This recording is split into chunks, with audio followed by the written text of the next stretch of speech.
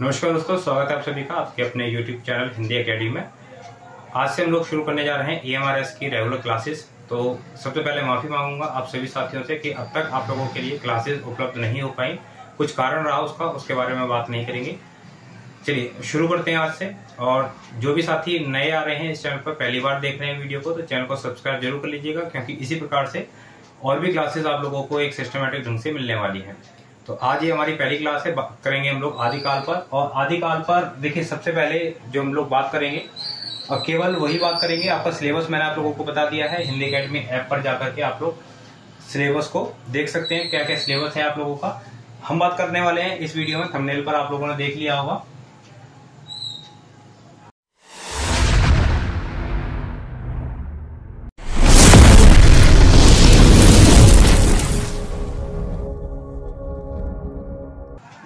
आदिकाल की विशेषताएं व प्रवृत्तियां।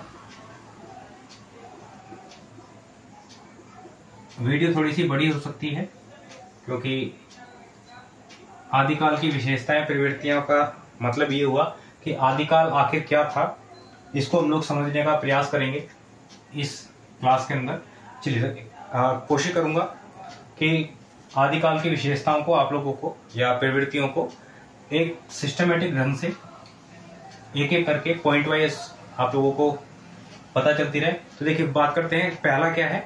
पहली है इसकी जो विशेषता है वो है आश्रयदाताओं की प्रशंसा।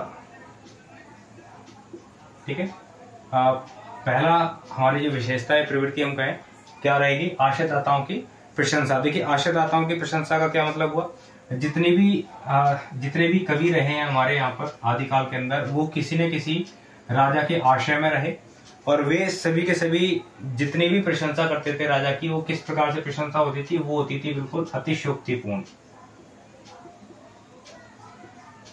अतिशयोक्तिपूर्ण उन्होंने जितनी भी है वो प्रशंसा किया। दूसरा क्या है अतिशयोक्तिपूर्ण, कभी भी उन्होंने किसी भी राजा को पराजित नहीं दिखाया, किसी भी राजा को कायर नहीं दिखाया।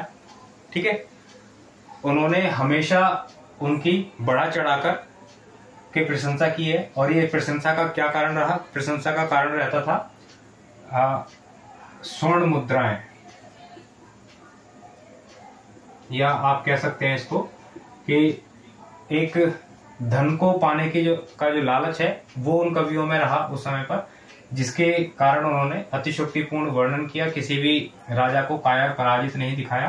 तो ये थोड़ा सा ध्यान रखेंगे। दूसरा हमारा पॉइंट क्या है, ऐतिहासिकता का अभाव।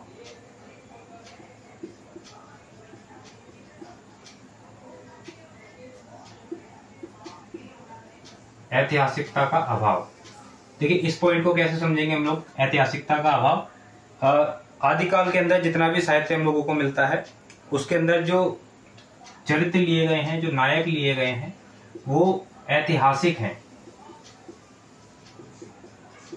ठीक है, चरित्र और नायकों के जो नाम मिलेंगे आप लोगों को वो ऐतिहासिक मिलेंगे, लेकिन उनका जो वर्णन है वो ऐतिहासिक आप लोगों को नहीं मिलेगा। वो कैसा मिलेगा, उसमें आपको मिलेगी कल्पना की प्रधानता।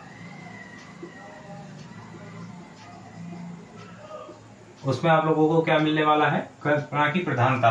नायक ऐतिहासिक जरूर होंगे वहां पर हमारे, लेकिन जितने भी उनके बारे में जो वर्णन आप लोगों को मिलेगा वो कैसा मिलेगा, वो मिलेगा बिल्कुल कल्पना पर आधारित। ठीक है, तो ये थोड़ा सा आप लोगों को ध्यान रखना है।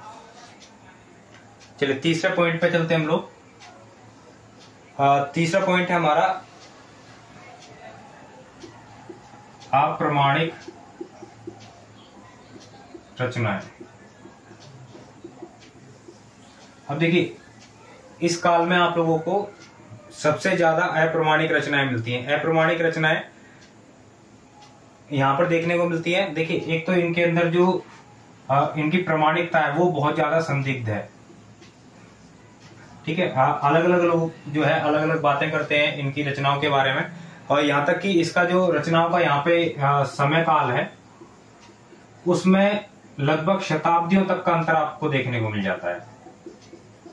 शताब्दियों तक का अंतर का मतलब है कि अलग अलग कवि जो उसका उन रचनाओं का समय बताते हैं, उन समय के अंदर आप लोगों को शताब्दियों का अंतर मिल जाता है। तो ये बहुत ज्यादा आप कहेंगे कि अप्रमाणिकता को दर्शाता है। ठीक, चलिए आगे देखते हैं। अगली जो हमारी है वो क्या है, युद्धों का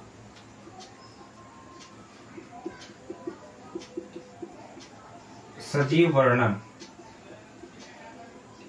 अब देखिए इस काल में क्या था, जो कवि थे हमारे, जो आश्रयदाताओं के पास रहते थे, जो राजाओं के पास रहते थे, वो क्या थे, चारण कवि कहते हैं उनको हम। आदिकाल के जो कवि थे वो क्या थे, चारण कवि थे, यानी वो राजाओं के साथ रहते थे वहीं पर, और जब भी कोई युद्ध हुआ करता था वो राजाओं के साथ में युद्ध में भाग लेते थे। ठीक है, क्या करते थे, युद्ध में भाग लिया करते थे वो कवि, और वो भी युद्ध के मैदान में जाते थे, बराबर राजा के साथ में युद्धों में लड़ा भी करते थे, युद्ध को देखा करते थे अपनी आंखों से। तो जब युद्ध को अपनी आंखों से वो देखा करते थे तो क्या हुआ कि जो उनका युद्धों का वर्णन है वो बिल्कुल उन्होंने उसी प्रकार से चित्रित किया है जैसा उन्होंने अपनी आंखों से वहां पर देखा। तो इसलिए युद्धों का जो सजीव वर्णन आप लोगों को यहाँ पर देखने को मिल जाता है। चलिए अगला क्या है हमारा, अगला पॉइंट है संकुचित राष्ट्रीयता। ठीक है, संकुचित राष्ट्रीयता का जो मतलब हुआ वो यहाँ पर क्या हुआ, संकुचित राष्ट्रीयता का मतलब हुआ कि जो राज्य है किसी भी राजा का, उसी को उन्होंने क्या समझ लिया, देश समझ लिया या फिर राष्ट्र समझ लिया। ठीक है, जो राजा हुआ करते थे आदिकाल के अंदर, उन्होंने अपने राज्य को ही क्या समझा, देश या राष्ट्र समझा। अपने राज्य के बराबर वाले राज्य में क्या हो रहा है, कौन वहां पर आक्रमण कर रहा है, ठीक है, उससे उनके राज्य पर क्या प्रभाव पड़ेगा, इसके बारे में किसी ने कुछ भी नहीं सोचा। और इसका परिणाम ये हुआ, संकुचित राष्ट्रीयता के परिणाम स्वरूप एक एक करके जितने भी राजा थे वो पिछड़ते चले गए, या फिर हम कहें कि दूसरे जो राजा थे जो आक्रमणकारी थे, उन्होंने उन पर आक्रमण करके अपना अधिकार वहां पर स्थापित कर लिया। चलिए अगला पॉइंट देखेंगे हम लोग, पॉइंट नंबर 6। इस काल में जो लिखे गए हैं मुख्य रूप से वो दो प्रकार के काव्य लिखे गए हैं। एक लिखा गया यहाँ पर वीर काव्य और एक लिखा गया यहाँ पर श्रृंगार काव्य। ठीक है, वीर काव्य और श्रृंगार काव्य ये यहाँ पर आप लोगों को देखने को मिलते हैं। अगर वीर काव्य की हम लोग बात करें, एग्जाम्पल भी लें, तो कौन सा ले सकते हैं हम लोग, वो ले सकते हैं पृथ्वीराज रासो। बहुत बड़ा उदाहरण होगा हमारे लिए। ठीक है, विजयपाल रासो, पृथ्वीराज रासो हो गया, विजयपाल रासो हो गया। इसके अलावा कीर्ति पताका भी हम कह सकते हैं, इसके अंदर खुमान रासो कह सकते हैं, बहुत सारे उदाहरण हैं। श्रृंगार के अंदर सबसे अच्छा जो उदाहरण मिलता है आप लोगों को वो क्या मिल जाता है, बीसल देव रासो। ठीक है, बीसल देव रासो हमारा सबसे अच्छा उदाहरण यहाँ पर श्रृंगार काव्य का हो जाता है। चलिए अगला जो पॉइंट है हमारा वो क्या है, 7वां पॉइंट देख लेते हैं। 7वां पॉइंट है जनजीवन के चित्रण का अभाव। जनजीवन के चित्रण का अभाव, ये हमारा है 7वां पॉइंट। देखिए जनजीवन के चित्रण का अभाव का मतलब क्या हो गया, जैसे कि हम लोगों ने इस पॉइंट में देखा था कि आश्रयदाताओं की प्रशंसा की है। ठीक है, जो जितने भी कवि रहे हैं, और किस लिए की थी, यहाँ पर स्वर्ण मुद्राओं के लिए कुछ लालच में। ठीक है, तो इन कवियों ने राजाओं की प्रशंसा में तो अपना पूरा समय दिया, लेकिन जनजीवन में समाज में क्या हो रहा है, आम आदमी को किस चीज की जरूरत है, उनके अधिकारों को दिखाने के लिए या फिर उनकी समस्याओं को दिखाने के लिए इन्होंने कोई भी प्रयास नहीं किया।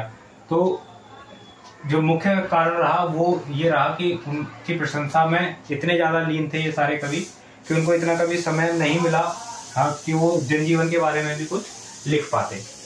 चलिए ये हमारे 7 पॉइंट हो गए। आगे चलेंगे हम लोग, इसको एक बार रफ कर लेते हैं। देखिए जो भी साथी हैं जो EMRS के एग्जाम की तैयारी कर रहे हैं, वो हिंदी एकेडमी ऐप को जरूर आप लोग इंस्टॉल कर लीजिएगा, क्योंकि समय समय पर आप लोगों को बहुत सारी चीजें वहां पर इस एग्जाम के लिए भी मिलेंगी, आने वाले एग्जाम के लिए भी। बहुत जल्द हम लोग DSSB के लिए भी अपनी तैयारी शुरू करने वाले हैं, तो वहाँ उस एग्जाम के लिए भी आप लोगों को बहुत ज़्यादा इंपॉर्टेंट चीज़ें मिलने वाली हैं, और हर संडे हमारा टेस्ट होने वाला है, वो भी उसी ऐप पर होगा।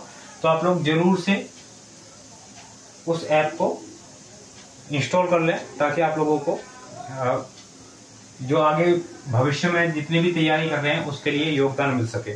चलिए अगला देखते हैं हम लोग। अगला पॉइंट हमारा काव्य के दो रूप। यानी देखिए, काव्य जो लिखा जाता है दो रूपों में लिखा जाता है। कौन कौन से दो रूप? प्रबंध काव्य और मुक्तक काव्य। प्रबंध काव्य और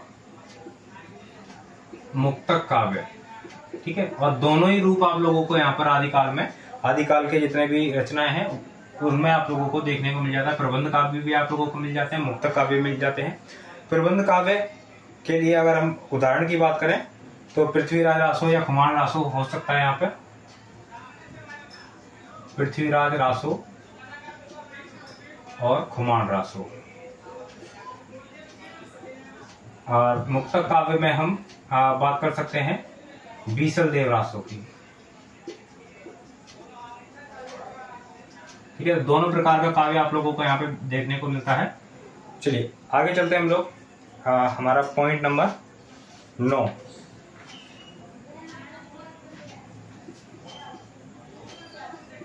विविध छंदों का प्रयोग। देखिए, आदिकाल के अंदर आप लोगों को एक दो छंद नहीं मिलते हैं, बहुत सारे छंद हैं जो आप लोगों को यहाँ पर मिल जाते हैं। चाहे वो दोहा छंद हो, चाहे वो रोला छंद हो, तोटक हो, तोमर हो, ठीक है। ये सभी छंदों का प्रयोग यहाँ पे, चाहे तोटक कह दें हम लोग या फिर दोहा कह दें, छप्पे है, ठीक है। ये सारे छंद आप लोगों को यहाँ पर देखने को मिलते हैं। अगला पॉइंट है हमारा डिंगल भाषा का प्रयोग।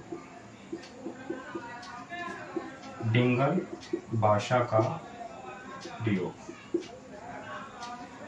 अब देखिए, डिंगल भाषा का प्रयोग जो रचनाएं हैं यहाँ पर, वो अधिकतर रचनाएं आपको डिंगल भाषा में मिलेंगी आदिकाल की। अब डिंगल का मतलब क्या हुआ, ठीक है। कुछ लोग तो डिंगल भाषा को अपभ्रंश भाषा भी कह देते हैं, लेकिन डिंगल भाषा जो होती है वो क्या होती है? डिंगल भाषा हम कहें तो डिंगल होती है अपभ्रंश और राजस्थानी। अपभ्रंश भाषा और राजस्थानी भाषा का जो मिश्रण होता है उस भाषा को हम लोग डिंगल भाषा कहते हैं। तो यहाँ पर जो रचनाएं आप लोगों को देखने को मिलती हैं वो मिलती हैं डिंगल भाषा में। चलिए, पिंगल भाषा भी आप लोग एक बार देख लीजिएगा। वैसे तो यहाँ पर हम लोग नहीं कर रहे हैं, डिंगल और पिंगल दोनों आपको पता होनी चाहिए। वैसे तो वो क्या होगी, उसमें अपभ्रंश भाषा प्लस में अपभ्रंश भाषा के साथ में अगर हम ब्रज भाषा को मिला दें तो उससे हमारी पिंगल भाषा। तो यहाँ पर आप लोगों को देखने को मिलेगी आदिकाल के अंदर अधिकतर जो रचनाएं हैं वो आप लोगों को मिलती हैं डिंगल भाषा के अंदर, ठीक है। चलिए 10 पॉइंट हम लोगों के हो गए। देखते हैं पॉइंट नंबर 11। 11वां पॉइंट है हमारा अंतर विरोध का काल, ठीक है। अंतर विरोध का काल, आदिकाल सबसे ऐसा काल है चारों में से जिसमें सबसे ज्यादा अंतर विरोध रहा है। चाहे वो रचनाओं को लेकर रहा हो, चाहे वो उस समय के कवियों को लेकर के रहा हो, किसी एक कवि के बारे में, किसी एक रचना के बारे में क्या है, सभी का जो मत है वो एक जैसा नहीं रहा है। सभी का मत अलग अलग यहाँ पे देखने को मिलता है, चाहे वो कवि हो, चाहे वो रचनाएं हो। अगर एग्जाम्पल सबसे अच्छा हम लोग यहाँ पर देख सकते हैं किसका, विद्यापति का, ठीक है। विद्यापति का एग्जाम्पल सबसे अच्छा है, यहाँ पर देखने को मिलता है इस काल के अंदर कि कुछ लोग हैं, ठीक है, कुछ कवि हैं जो विद्यापति को क्या मानते हैं, शैव मानते हैं। कुछ लोग हैं जो क्या मानते हैं, विद्यापति को वैष्णव मानते हैं। कुछ मानते हैं कि विद्यापति श्रृंगारी कवि हैं, कुछ मानते हैं कि विद्यापति क्या है, वो भक्त कवि हैं। तो विद्यापति इतना ज्यादा अंतर विरोध आप लोगों को एक ही काल में देखने को अगर मिलता है वो मिलता है आदिकाल के अंदर, ठीक है। चलिए बात करते हैं हम लोग पॉइंट नंबर 12, लौकिक रचनाएं। यहाँ पर आप लोगों को लौकिक रचनाएं भी देखने को मिलती हैं। लौकिक रचनाएं भी कुछ लिखी गई, जैसे अगर एग्जाम्पल हम लोग देखें तो पहला हो गया हमारा संदेश रासक, इसका बहुत अच्छा उदाहरण है, या फिर विद्यापति पदावली।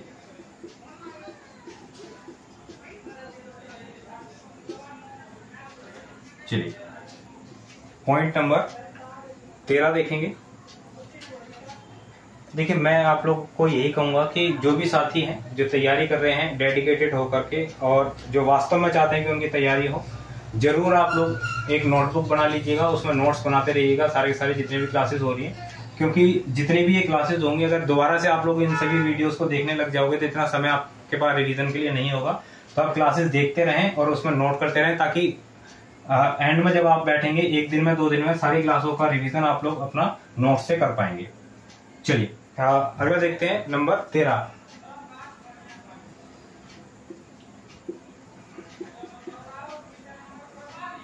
उपदेशात्मक साहित्य। देखिए जिस प्रकार से लौकिक रचनाएं लिखी गई उस प्रकार से उपदेशात्मक साहित्य भी आप लोगों को यहाँ पर देखने को मिलता है। यहाँ पर हम लोग पढ़ते हैं सिद्ध साहित्य, नाथ साहित्य, जैन साहित्य, बौद्ध साहित्य, ये आप लोगों को यहाँ पर देखने को मिल जाता है। ठीक है, तो यहाँ पर आप लोगों को ये जो साहित्य है ये उपदेशात्मक साहित्य आप लोगों को देखने को मिलता है। ठीक है, चलिए इसको रफ करके तब आगे चलेंगे हम लोग। ठीक है, उम्मीद करता हूं कि आप लोगों को एक एक चीज अच्छे से समझ में आ रही होगी। अगर कोई भी समस्या है आप लोगों को समझने में तो आप लोग कमेंट करके जरूर बताइएगा कि क्या समस्या रही, या हम इसके अंदर अपनी क्लासेस के अंदर क्या चीज है जो इम्प्रूव कर सकते हैं। ठीक है, आप लोग बताइएगा जरूर। जो भी आप लोग के जो मत रहेंगे उसके बारे में आगे उस पर विचार किया जाएगा और उसके हिसाब से आप लोगों को कराया जाएगा। अगर कोई समस्या है समझने में वो आप लोग जरूर कमेंट करिएगा। चलिए नंबर 14 ये है उच्च कोटि का धार्मिक साहित्य। ठीक है, धार्मिक साहित्य उच्च कोटि का यहाँ पर आप लोगों को देखने को मिलता है। चाहे वो परमात्म प्रकाश हो, ठीक है, चाहे वो कौन सी हो, परमात्म प्रकाश हो, या फिर हम भविष्य कहा भी ले सकते हैं, भविष्य कहा कह सकते हैं, पंचरू कह सकते हैं। बहुत ज्यादा महत्वपूर्ण है, कई बार एग्जाम में रचनाएं पूछी है। तीनों रचनाएं इतनी महत्वपूर्ण है कि बार बार एग्जाम में आप लोगों की पूछी जाती हैं कि किसकी है। चलिए अगला पॉइंट देखते हैं। इसमें आप लोगों को फुटकर साहित्य भी देखने को मिलता है आदिकाल में। ऐसा नहीं है कि प्रबंध काव्य या फिर मुक्तक काव्य ही लिखे गए हैं, यहाँ पर फुटकर साहित्य भी आप लोगों को मिलता है। इसका सबसे अच्छा उदाहरण जो आपको मिलेगा वो है अमीर खुसरो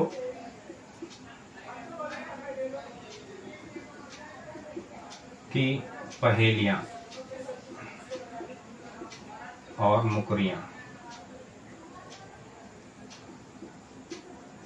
ठीक है, अमीर खुसरो की पहेलियां और मुकरियां, ये आप लोगों के लिए सबसे अच्छा उदाहरण है फुटकर साहित्य का। ठीक है, फुटकर साहित्य हो गया। उसके बाद बात करते हैं हम लोग, यहाँ पर आप लोगों को मिलेगा स्त्री केंद्रित साहित्य।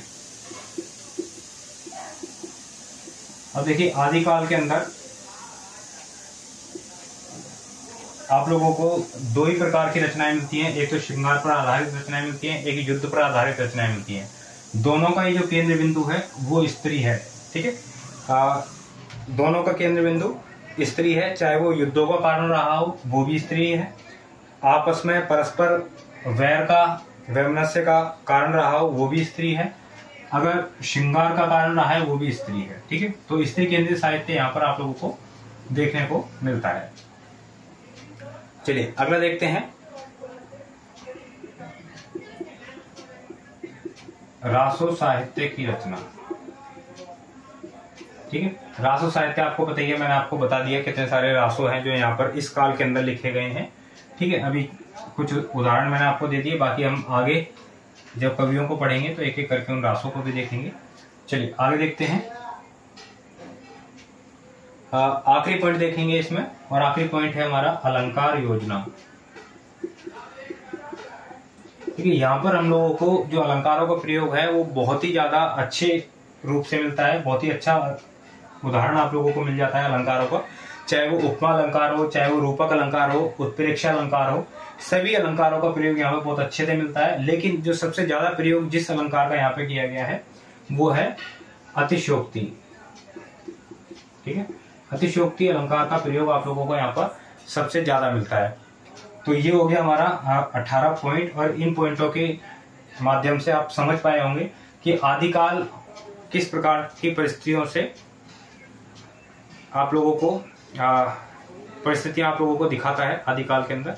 तो आदिकाल की ये सारी परिस्थितियां थी, ये सभी प्रवृत्तियां, विशेषताएं जो आप लोगों को बताती हैं कि किस प्रकार का समाज आदिकाल के अंदर रहा, किस प्रकार का साहित्य आदिकाल के अंदर लिखा गया।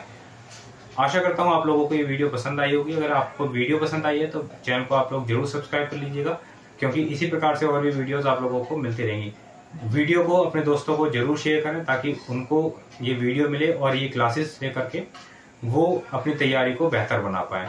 चैनल को सब्सक्राइब और वीडियो को लाइक करना बिल्कुल ना भूलें। मिलते हैं हम लोग अगली वीडियो में। बहुत बहुत धन्यवाद आप सभी साथियों का।